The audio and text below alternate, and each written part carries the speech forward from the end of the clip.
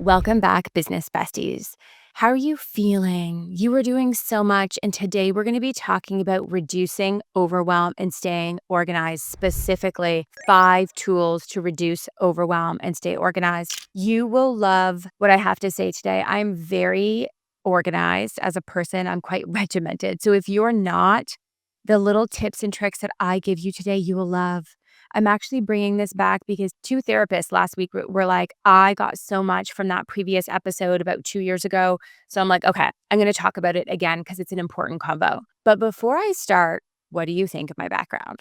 Do you love it? You have to, if you're listening to this, you have to click on the YouTube link and check out my little studio I've put together. I have a neon light. My kids think I'm super cool. It doesn't work yet. It's going to be lit next time. Don't worry. But I brought back the teal and I just love this. So I hope it provides just a better experience if you're watching on video on YouTube. And I'll put the link. Comment in here. Will you tell me if you love it? And if you don't love it, don't comment. Just kidding. You can tell me. Tell me all the things in the comments. Let's dive in. If you're feeling overwhelmed, I want you to know that is normal. You are in the building phase. You are building a house. This is where the heavy lifting is, but remind yourself that once the house is built, it's built and furnished. Maybe you want a new coat of paint every few years, but it will feed you. I know you're giving so much right now, and I want you to know so many people listening are exactly where you are, and it is short term. I remember being there. Now let's talk about your mental load. Isn't there so much? There's the constant interruptions. There's your to-do list. There's all the things, the ideas that you have, all the things that you have to remember. The 5 tools that I use help me reduce the mental load. So the first one is, I'm going to name all of them first. We're going to go through all 5. Number 1 is Siri. I probably just set her off. Let's check if she set off for me. Nope, she didn't. Good.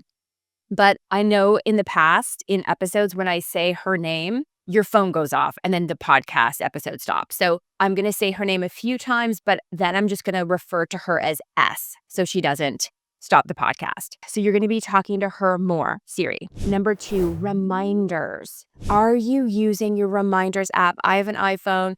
It's an amazing reminders app. We're going to lean on that more so your poor brain is empty. Otherwise, you will burn out. You will have decision fatigue. So we're going to lean on tech here. Number 3 is Post-it notes. Do you have these?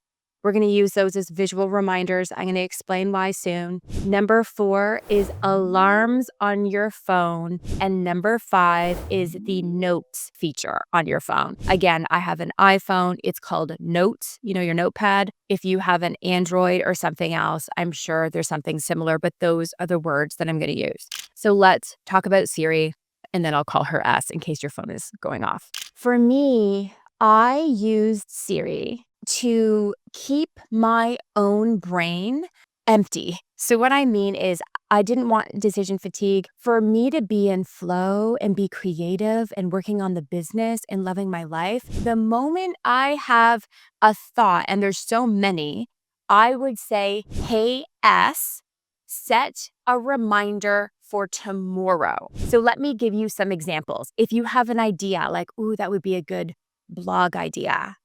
If you have a good idea related to, I could follow up with that family doctor or add more information to that specialty page, whatever it is, it's going to sit and clog your brain because you're not going to be able to implement the idea yet because you're so busy. So what if every idea you had, you say, hey, you know who, set a reminder for tomorrow. I'll explain more about that in a sec, but you're going to say, set a reminder for tomorrow. You don't have to give her a time. She'll just default to the morning. So that's perfect. And even in a conversation, I was with my best friend, Tina, at a resort the other week, and we're walking and talking about business and life. And a few times during our conversation, I was like, ooh, that's a good idea. And in the middle of our walk, I would be like, hey, Siri, I would get it out of my head. And now Siri is holding it for me. She is your assistant. She's going to prevent your burnout, your decision fatigue, your overwhelm, and keep you organized. And I'll explain what you're going to do with those reminders. So you're basically using her to set reminders to take the thought out of your head and tuck it away somewhere, which is in your reminders app, so you can deal with it tomorrow. Now, I hear you already. You're thinking, okay, but I don't have time tomorrow. And how do I remember to do that tomorrow? Well, I'll get to that soon. Now, that's what you do with all your ideas. But then there's also all of your tasks. So let's say you're in the middle of a conversation with your front desk. You're actually at the front desk and you notice we're out of blue pens. And you're like, okay, so now I have to remember we have to order blue pens. But I'm also noticing something else in the waiting room I have to do. And I'm in the middle of a conversation. So what I would do in the middle of the conversation, totally fine. Like we live in a world of tech. It's completely fine. I'd be like, hey, Susie, admin, just one sec. Hey, Siri, can you set a reminder for tomorrow to order blue pens? Done. And then I'm fully present. I'm not thinking in my head, oh gosh, I can't forget that. Because you're building this house, there's so much. Now, I teach you how to systemize, and we're going to put a system in place for your admin to be on top of inventory, to be on top of blue pens. But sometimes you'll just notice the small things. And so that's the example I'm using, that you're like, okay, I'm just going to get this out of my head and tuck it away in reminders for tomorrow. This is important. Otherwise, this system does not work. So listen up. Go to your calendar. So you're going to pause me in a second. You're going to say, hey, S, set a reminder so you don't forget this. This worked for me, so check what works for you. From 8:45 until 9:30 in the morning, because my kids go off to school, 8:45, I was at my desk. For 45 minutes, I blocked off, and guess what I'm doing? I'm going into my reminders app and I'm triaging. So this leads to number 2. I'm going to get into more details of what that actually means. It's now the next day, number 2, reminders. So number 1 was S. She's put everything in reminders for you.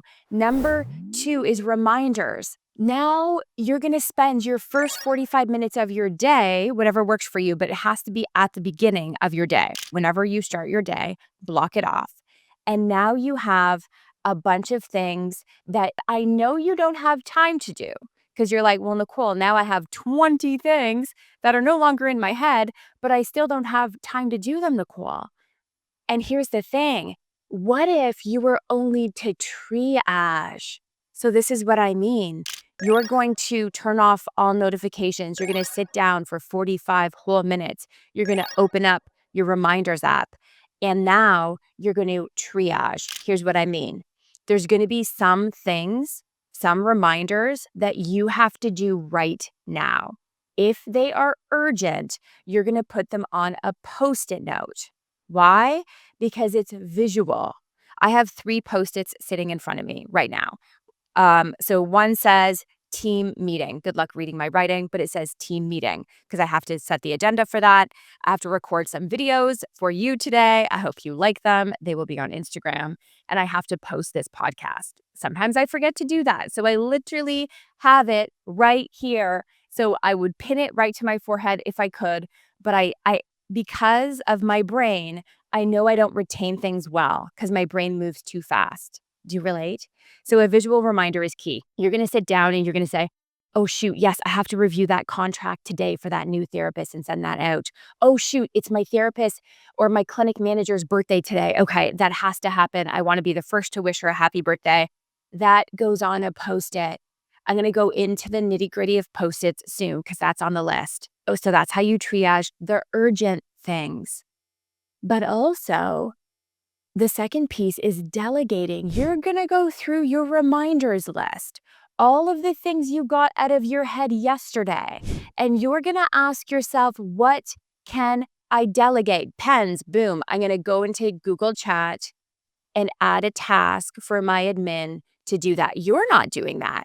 That was just something that popped in your head that you're now going to delegate because you have a team. Some ideas you will actually add to an ideas notepad. We're going to be talking about the notes in a second, the notes feature, but this is where the triage happens, that you're like, okay, so that reminder, that thought I had yesterday that I'm now reminded to deal with, you might push it. Part of the triaging is, you know what, I can push that a week or two. It's important, but not that important. It's just a fun idea that I can do later. Or part of the triaging is in your notepad. I'll get into more about this when we talk about notes, but you're going to move stuff over because in your notes now, guess what you keep? You have a note called team meeting. I suggest you have a team meeting once a month. So as you have thoughts throughout the 30 days prior to the team meeting, you're going to set a reminder and then you're going to be like, okay, you know what? I want to talk to the team because questions are still coming to me and they're not always going to the manual. So you're going to have the thought. S is going to put it as a reminder. In the morning, you're going to triage that. You're going to cut and paste that into your notes app. Before you know it, you're going to have your full agenda for your team meeting because as things come up, you're tossing it at Siri and then you're just moving it to the team meeting note. Before the team meeting, then you open your note. I'll get into that more when I talk about notes. But do you see this? Is this doable? How do you feel? What if you didn't have to hold on to it all? What if you could push it to tomorrow, sit in triage, literally you're moving it to different notes, or you're delegating 90% of it, or if it's really urgent, it goes on and post it and you're doing it right away. You're probably thinking, okay, give me examples. I actually love examples, so I'm going to give you some. So here's some things that I give S. I'll say, hey, S, set a reminder for tomorrow. Talk to Dan about buying new bikes for the kids. Update the specialty page. Review invoices. Respond to this doctor about referrals. Give somebody feedback. Here's the thing. Let's say you have a difficult conversation and you're just like, oh my gosh, the admin is just, I don't know what's going on. Like she's just not doing her tasks. She's not communicating. You have a brief conversation with her at the front desk, but it's not the time to like get into it. And now as you're walking back to your office, you're now going into a new meeting, but you don't want to forget that you do have to give the admin feedback. You can whisper to S. I whisper to her sometimes. So she'll still record it. So you quickly on your phone, you're whispering, hey, S, set a reminder for tomorrow. Talk to Susie about checking her Google tasks and deadlines. And then the next day, you're reminded and you can triage that and put a note and book that meeting with her. This is honestly how I grew so fast. Nothing fell through the cracks. It's really the only way to grow without dropping the balls. You might actually be listening to me and thinking, I'm actually overwhelming you in this moment. You're like, oh my God, I don't know if I can like do all this. This feels like regimented and a lot. But so tweak, but know that if you can do even 50%, 60% of this, it will bring you more ease. It's just a system that you follow that honestly, a lot of it is delegating, but you're catching it all in a certain place. So let's jump into number 3, the handy dandy post-it. These are things, again, that are urgent. I don't know if you know this, if you work with anybody with neurodiversity or ADHD, visual reminders, especially for kids, are really important and for adults. And if you don't have ADHD, you're going to feel like you do if you grow a group practice because there's a lot during the growth phase, right? Think about building a house, like a renovation. There's so many contractors like there's just a lot. So we're going to use what works for people with ADHD, which I think I have a little bit of, some days a lot of, and it's the Post-it. If it's urgent, I put it on my desk. And after I'm done the triaging, it is in my face and I do those things first. Before I go into, this was back in the day, before I went into supervision, when I was still seeing clients or running the clinic. I even put them on the door. So when I owned my clinic before I sold it, if there was something like, oh, I need to talk to my clinic manager before I leave today, just something I want to like quickly chat with her about, I would put a Post-it on my door frame. Now, this might feel neurotic to some of you. It is. It is, and it works. Because I would forget. I'd be like, shoot, I meant to chat with her. It's something that I can't really vox about. I wanted to like show her something, let's say, in my hand. So you like use your door frame So visually, if you're like, I need to do these things before I walk out, do that. Now that I work at home and on your at home days, I'll do the same on my door frame for my husband. Right now I have two things to talk to Dan about because when you have children, it's so constant, right? Like one's at the doctor's right now. They have a birthday coming up. Thank God they share a birthday, so it's only one party. But there's, a lot to do. I know that. I know that you know that. So the Post-its just make it easy, my friend. So easy. Number 4, let's talk about alarms. I haven't touched on this yet. Aren't we so lucky that our phone has an alarm? By the way, how did people function in 1990? Like literally, how did they do it in 19 anything before like the internet and phones? Like I just don't know. I guess all they had like 500 Post-its probably. The alarm. Alarms are for things I use this less often, but I actually set an alarm today because I have a meeting a little later than I typically do, and I don't want to forget because it's a habit to end my day early and go in my hot tub, but I just have a quick meeting. So it's those things. Maybe it's related to your kids. Maybe it's related just to something that you're like, oh gosh, this is outside my norm. It's not in my calendar and it's something I can't forget. Or maybe it's something you want to do before you leave your clinic, your group practice, and the alarm sound is quite calming, and then it's not like a big alarm. You'll hear a noise, you'll do the task, and done. Last is number 5, and it's the notes. So circling back to notes, you have triaged. So you're going to have a few notes. Jot this down. 1 is the team meeting. 2 is an admin meeting. Are you doing admin meetings too? At the beginning, you're going to want to meet with your admin weekly just to go over stuff. It actually works really well because it will lead to less questions for you and the constant interruptions for you if she knows or he knows that you're just going to be meeting every week and you can train them to hold their questions unless they're urgent, until you meet. But as things come up, you're going to ask us to put a reminder. And then as you sit down and triage, you're going to move all the things that come up. You're going to move that to your admin meeting notepad. The best thing is now before your meetings, you don't have to scramble about what to talk about because you've literally been recording it all day after day. So you show up, you open up your notepad and you're taken care of. But wait, there's more. I would also do a notepad for blog ideas, a notepad for general ideas, anything that you're like, "Oh gosh, where do I put this?" You're going to put it in a notepad, email marketing ideas, social media ideas, all of the ideas. Now, with these things, you probably want to have a reminder to check the ideas notepad, right? Because otherwise, it might just sit there and be forgotten. I want to circle back to the Post-it for a second. This also helped me with interruptions. When you work in your clinic, you will be in the middle of an email. Don't worry, this will get easier, but as you're growing, everyone's relying on you still. You're going to get a knock on your door from the clinic manager or your admin. And then you have a quick convo, you sit back at your desk and you're like, oh God, what was I just doing? Because I have 5 tabs open. And that's where balls get dropped and they could be costly at the beginning. So instead, if I heard a knock at the door or if a notification went off and I wanted to check my phone, I do not move from the task that I'm doing. I first grab a Post-it and jot down what I was just doing.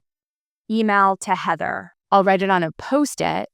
And then when I deal with the interruption and I come back and I look and I'm like, okay, yeah, that's what I was doing. And then there's way more ease. And then you get to go home at 4. That was my commitment to myself and go into my hot tub before my kids get home. And guess what? Now that I've sold my clinic, I'm in my hot tub by 2:30 and I have Fridays off and I have much more ease in my life. And I want to leave you with a few other things that you can do. Create white space. Put white space in your calendar. What that means is between everything you do, I'd like you to book a half an hour off. Yes, a half an hour between supervision, meetings, all the things that you're doing that are scheduled, have one half an hour break between every single thing you're doing.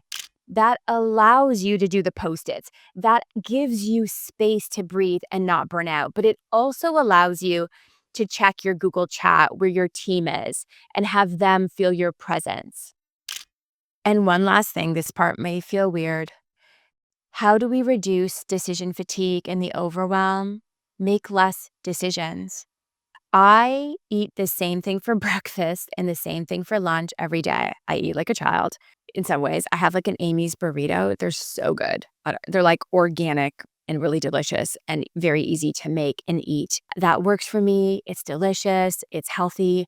I don't have to think. Did you know that Barack Obama used to plan out what he was wearing for his whole week because he literally would wear the same thing most of the time, like a variation of the same thing. Why? Because of decision fatigue. He's like, I don't have the energy or want to waste mental space on the small decisions. I want to be my best. So ask yourself, what can I automate? And maybe it's your lunch. I want to leave you with a request. Can you share this with someone? I promise you that there is a therapist really struggling with overwhelm. It would really benefit from hearing these 5 tools to reduce overwhelm and stay organized. Just hit the share button. You can share it on Instagram or just send them a text right now and you'll help them a lot. I'll see you next week.